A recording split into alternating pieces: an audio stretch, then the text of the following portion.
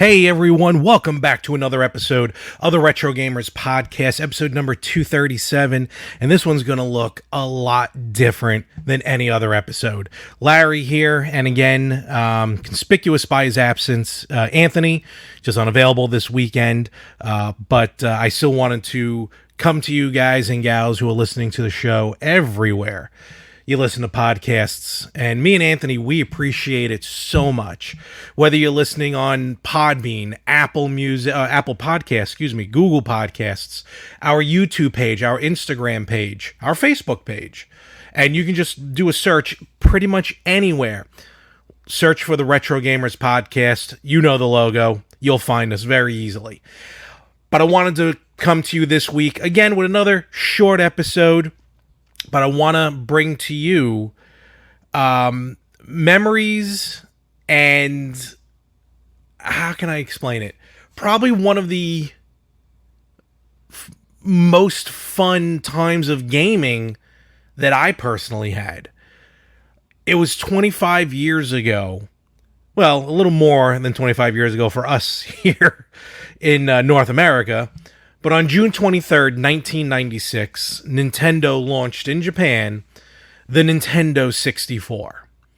In my opinion, probably the best Nintendo system that was made.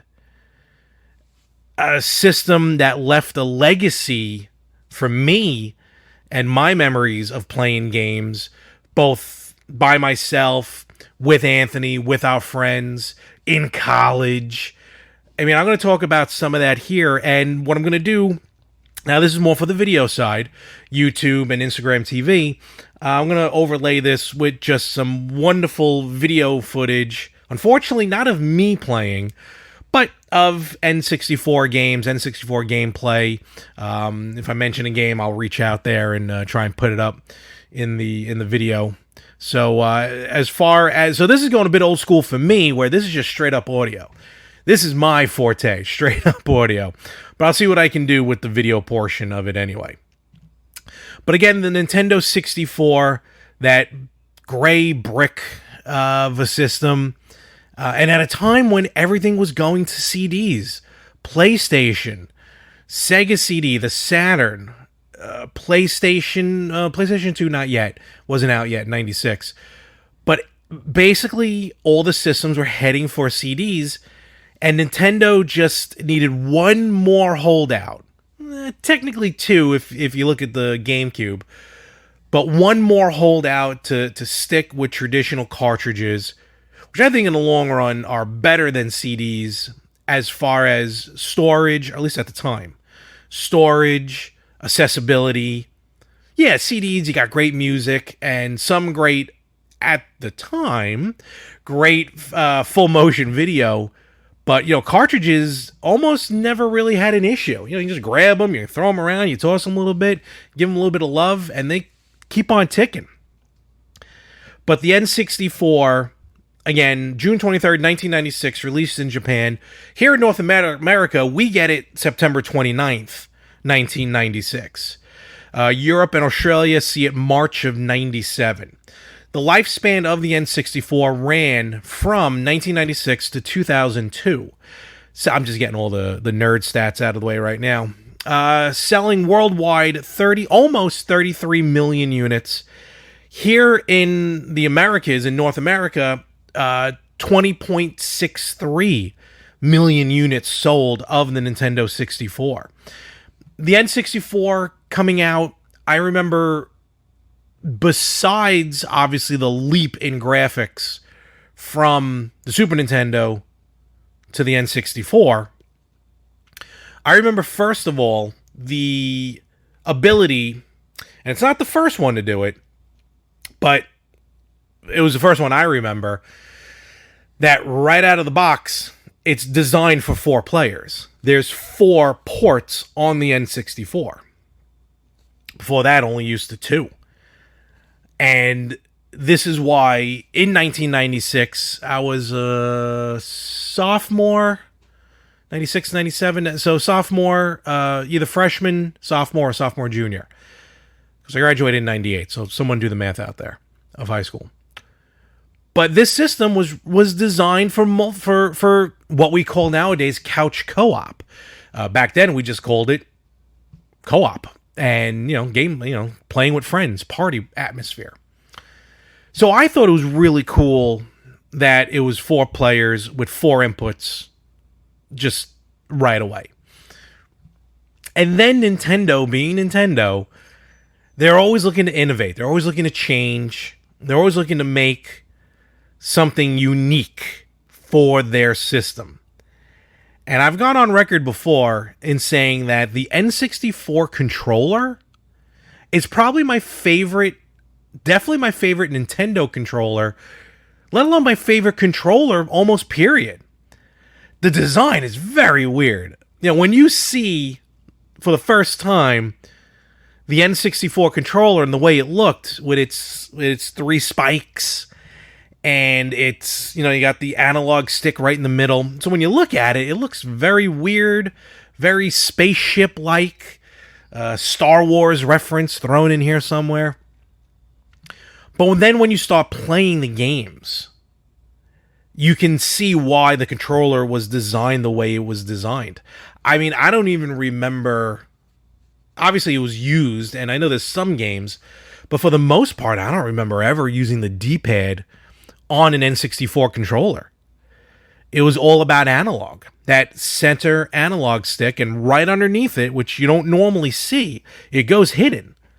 But right underneath the analog stick, when you're holding it, where your forefinger would be, is the Z trigger. And to say how that changed the way you play video games, going into that 3D dimension, that third dimension of gameplay. And I'll talk about Super Mario 64, Ocarina of Time, GoldenEye. I'll get to all those in a minute. But to experience those games, the way you hold the controller, and the way you move the analog stick, and the fact that you have that Z button right underneath your fingertips, literally right underneath your finger, it just made gameplay even more simpler to get into. And it felt more realistic, if I could say that. So let's start with GoldenEye. Let's kind of get right into it right now. I'll go back to some other stuff hardware-wise. But I can't go long without mentioning GoldenEye. GoldenEye 007, top 10, top 5, to some people, I'm sure even top 3 of the greatest N64 games of all time. Based off the Pierce Brosnan movie, GoldenEye. It was Pierce Brosnan's first go at being James Bond, 007. And it had the full license from the movie. So you got Pierce Brosnan in it and everyone else who's in the movie. I love that movie. Pierce Brosnan is actually my favorite Bond of all the Bonds, because I enjoyed that movie, Tomorrow Never Dies, The World Is Not Enough, things like that, with Pierce. And when GoldenEye came out, and I'm not even talking about multiplayer yet, that is a world unto itself. But to play a first-person shooter, and I've played first-person shooters on the Super Nintendo, there was Doom on there, and some other first-person shooters. But to have the ability now, with the way that N64 controller was designed, and you hold the center spire, or whatever you want to call it, the middle of the controller. So you always held the controller off-center. That was weird. You always had it off-center because, again, you never really dealt with the directional pad. But in a first-person shooter like GoldenEye, the way your hand is positioned on the controller, it feels like you have an actual weapon in your hand. It felt like you had that gun, whether it's the golden gun or whatever guns you found in GoldenEye as you went through the game. It just felt one step closer to reality. And to be able to maneuver with the analog stick and then just start, rifling away with that Z button, the Z trigger underneath. This is one of the few things that's going to be hard to explain in words. It's something that you have to experience. And nowadays, look, we have VR nowadays, so the experience is lost. But they always have that question is always posed. If you can go back in time and re-experience something for the first time, just wipe your memory clean and then go through the experience. For me, the experience is going to be playing the N64 game 007 with that controller and feeling the how realistic, quote unquote, it was with firing a weapon. And then, of course, the gameplay of 007, it just goes without saying.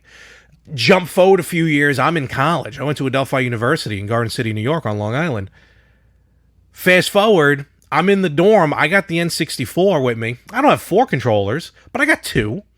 And a couple of my friends in the dorms, they bring over their own controllers.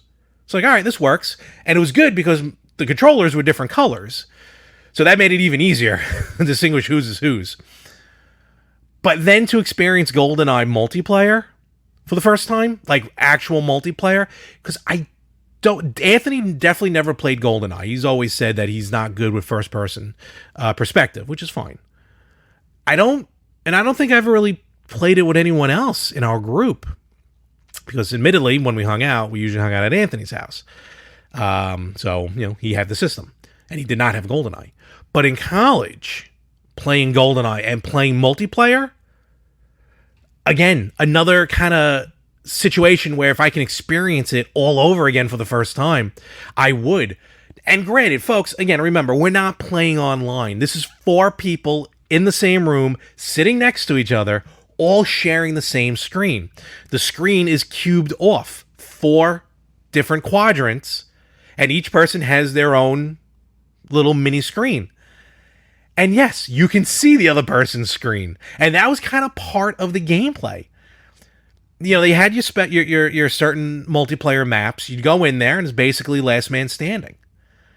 And the part of it would be like to kind of look at the other screens, like, all right, so-and-so's on level 2, so-and-so's over by the computer room.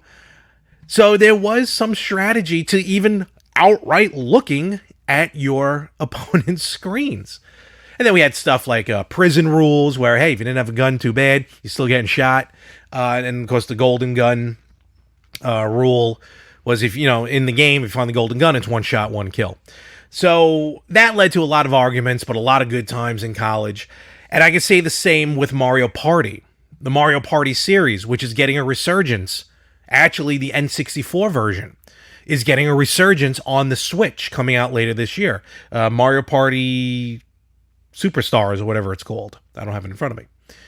It's going to feature 5 N64 levels, N64 boards from the first 3 Mario Parties. I didn't really play 3. Mario Party 3 I didn't play. 2 I think I did play. 1 I absolutely played. And me and Anthony have talked about it before, the epic, and they've taken this out of the Switch version, which I'm kind of sad to hear go. But everyone knows Mario Party. I don't think I really have to explain Mario Party. But with the mini games on in Mario Party 1 on the N64, a lot of them involved rotating the analog stick, like in a 360-degree rotation. And what people would do is, the idea, I'm sure, on Nintendo side was you just use your thumb, but we all smartened up and we would use the palm of our hand because we get more traction and we can spin more on the analog, which then led to chafing and losing skin on the palm of our hands, and thus causing Nintendo to come out with gloves, Mario Party gloves, which I haven't seen in decades. God only knows where they are. But another great part, and I mean, it's designed to be a party game, hence the name Mario Party. Another one that caused fights and arguments and joy and laughter in college and at home, because we definitely played that at home as well, Mario Party. But the N64, to me, it's also the first system I remember buying with my own money.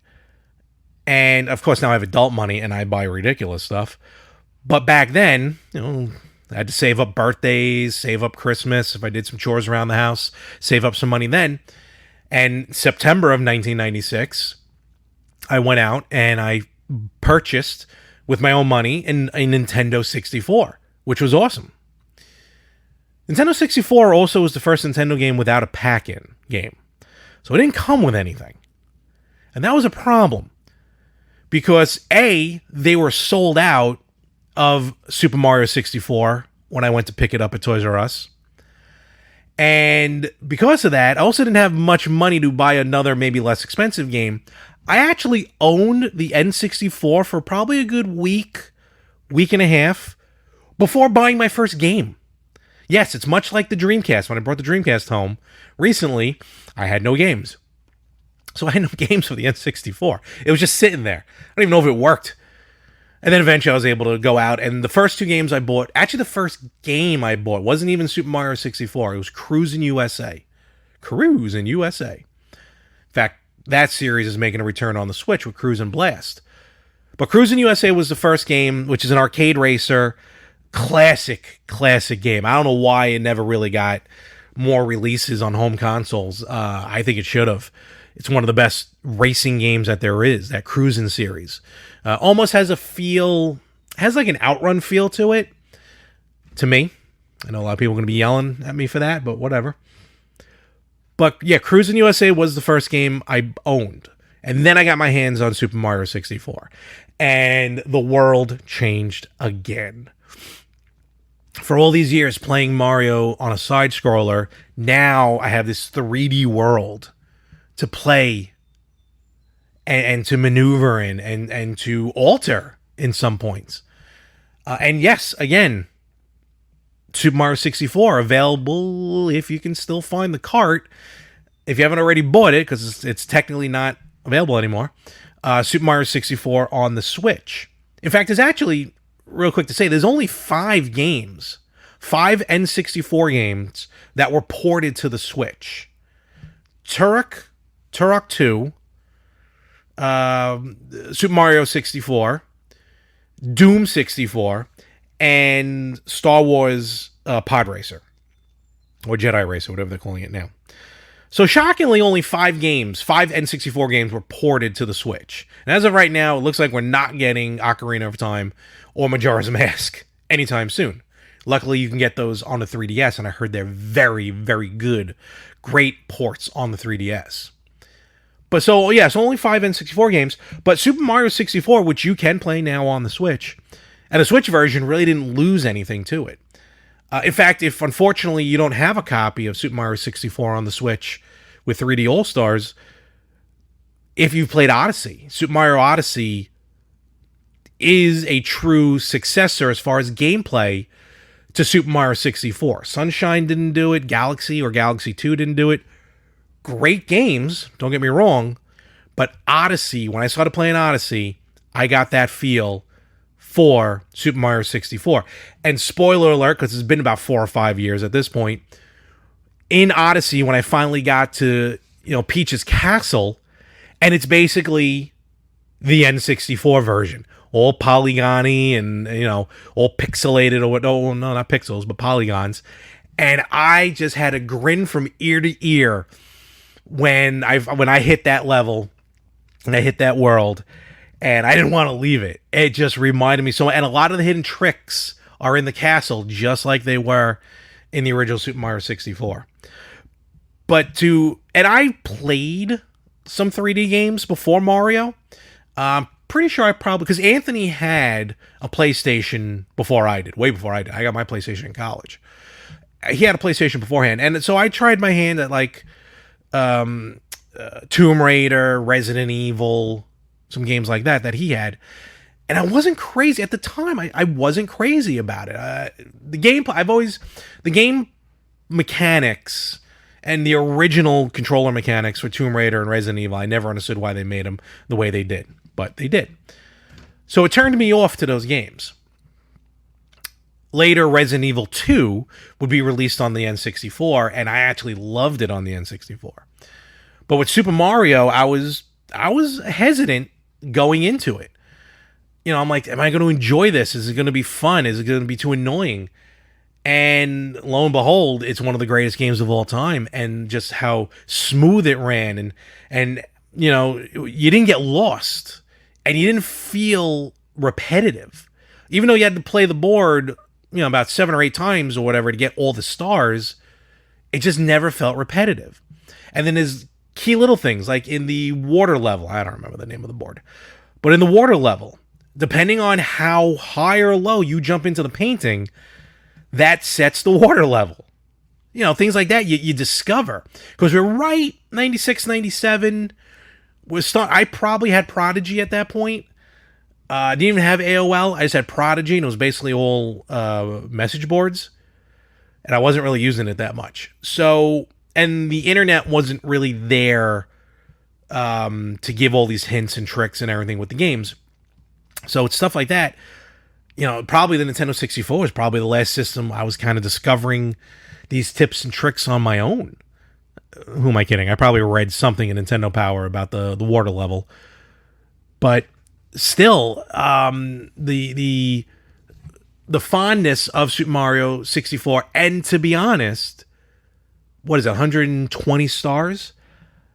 Because eventually, and before we knew about retro gaming and the idea to keep games, in the late 90s, it was all about selling back games. Funkoland here in North America, or at least in the US, Funkoland was all about selling used games. They were like one of the first major chains to sell used games and buy back video games.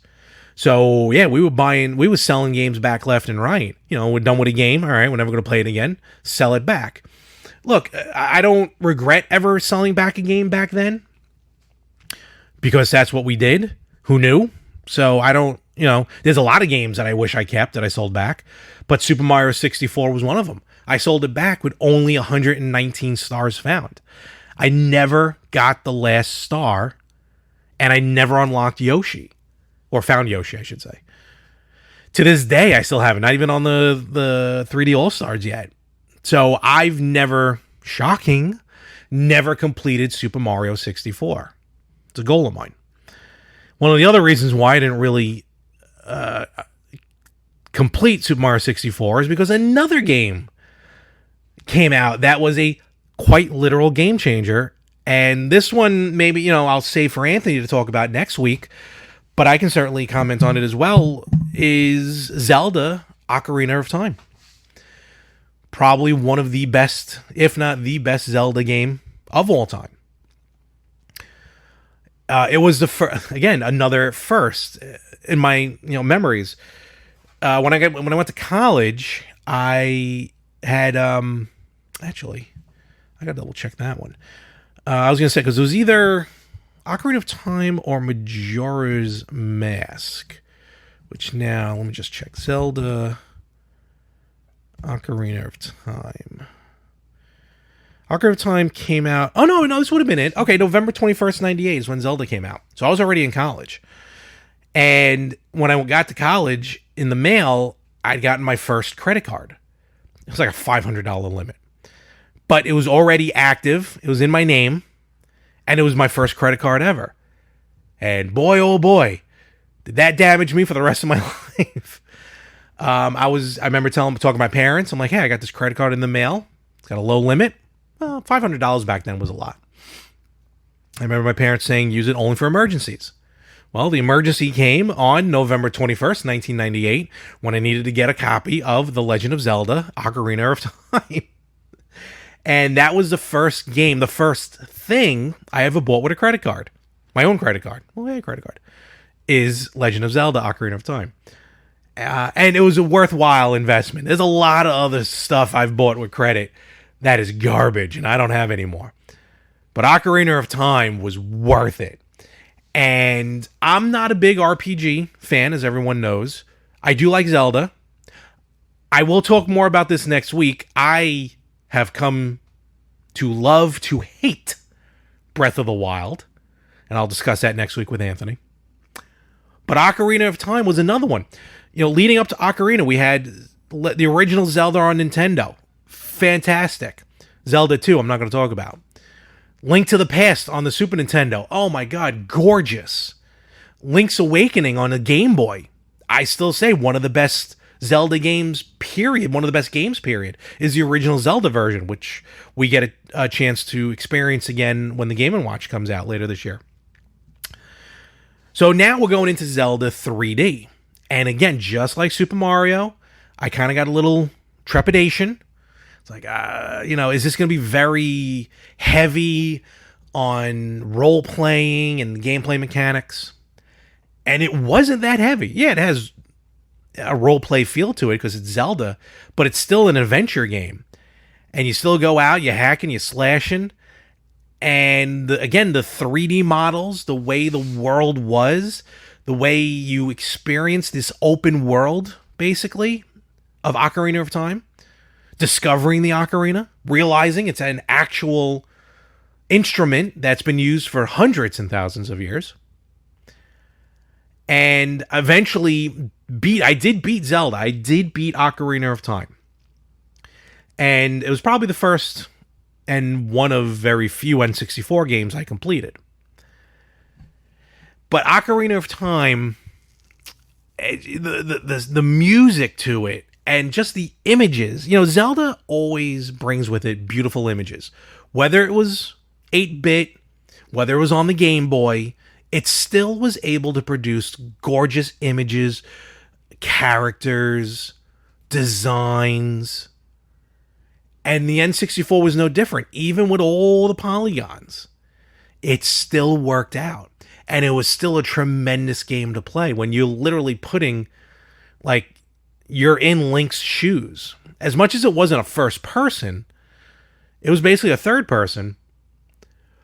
But it knocked it out of the park. And to me, no Zelda game thereafter in a 3D environment has been able to match up with Ocarina of Time.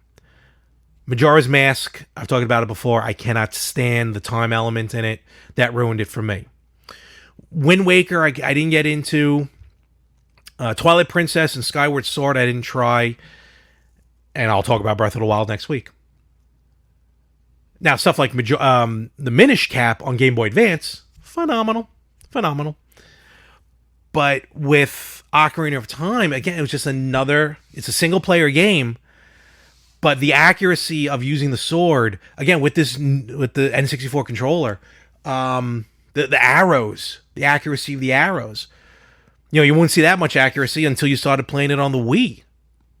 So, N64, with their first-party home runs, I would be doing an injustice if I did not fail to mention the WWE games on the N64. No Mercy, WrestleMania 2000. I'm going to go even back a little bit further before those. WCW, NWO Revenge, and WCW Versus the World. No, Versus the World was on... Oh, wait a minute. Versus the World was on PlayStation. What the hell was before Revenge?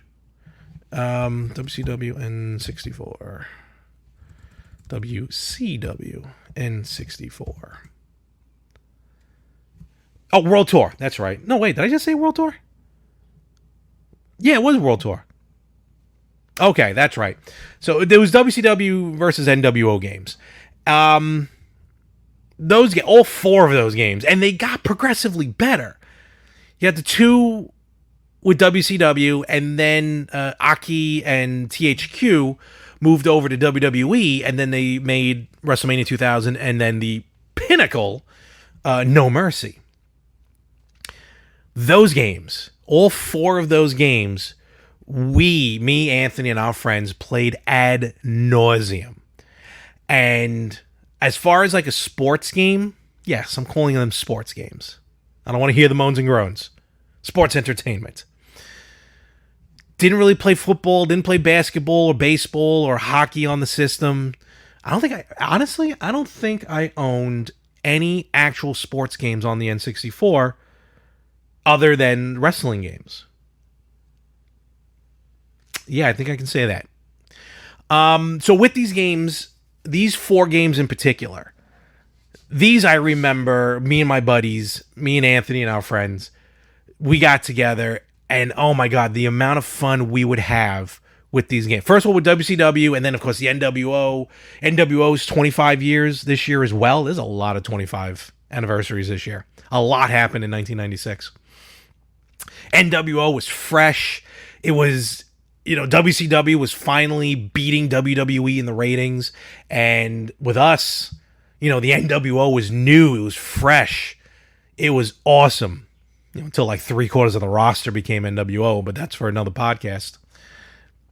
So playing World Tour, playing Revenge, we got our hands on these games and we just had so much fun. The Battle Royals. We had the Goldberg. Oh no, the Goldberg rule was in Revenge, because they would have like a kind of like a Battle Royal type and a Royal Rumble type. But because none of us like Goldberg. So if Goldberg was next, we had to eliminate Goldberg. Was Goldberg in No Mercy? See, now I gotta double check the roster, because I don't remember. Is there even a roster list? I don't think so. Roster. Oops, that's not what I wanted. Roster for WWE No Mercy N64. Here we go. I don't think Goldberg was in No Mercy. Oh, really? You gotta give it to me like that with the faces? I mean, I can look at it, but a list would have been a whole lot quicker. No, he wasn't. Goldberg wasn't in this, so it was WCW games. I forgot. He plays Howard Finkel. He plays Andre the Giant. That's right. Earl Hebner. Linda McMahon. All right, anyway. So, yeah, No Mercy. And then with WrestleMania 2000 and No Mercy, those went even a few steps further because of the customizations. We were able to create our own characters. But what we also did, what you were able to actually as well, not just create characters, but you can alter the current characters. So we'd play around with that and kind of like change Stone Cold to, some guy named Chris Anderson or whatever. Just some indie wrestler before there was indies. And then what we didn't realize was when we changed all those characters, it ended up changing the opening of the game, which was actually pretty funny. So, the N64, it's just, for me, and I'm going to start to wrap this up. Again, it's just I have so much memories for the Nintendo, Super Nintendo, Genesis, all these systems, but the N64 is the most that I get as far as memories go.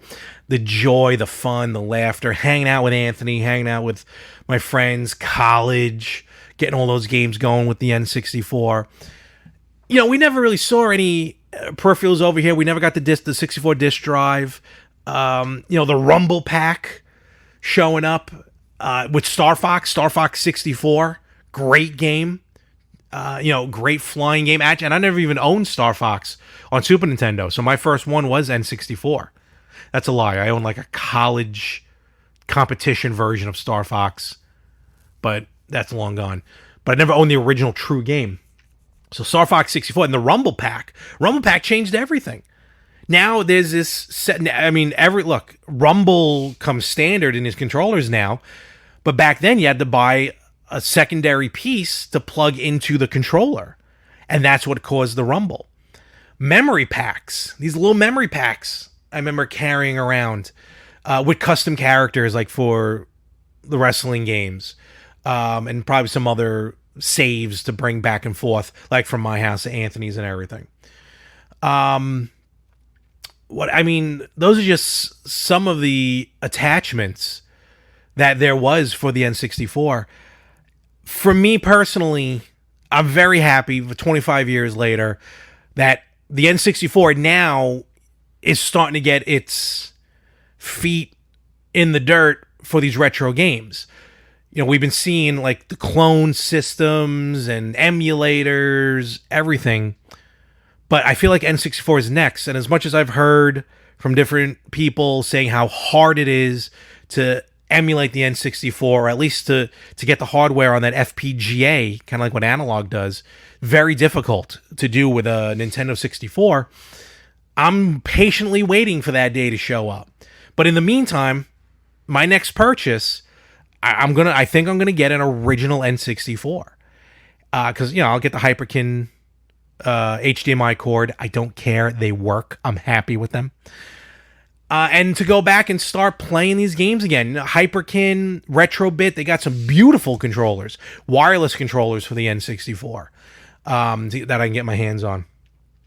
So, as much as right now I'm collecting for TurboGrafx, and I'm waiting for Analog to put out their Duo, it's going to be about the N64 very soon, and I'll talk about that more in later episodes. But for now, excuse me, I'm going to wrap this up for y'all.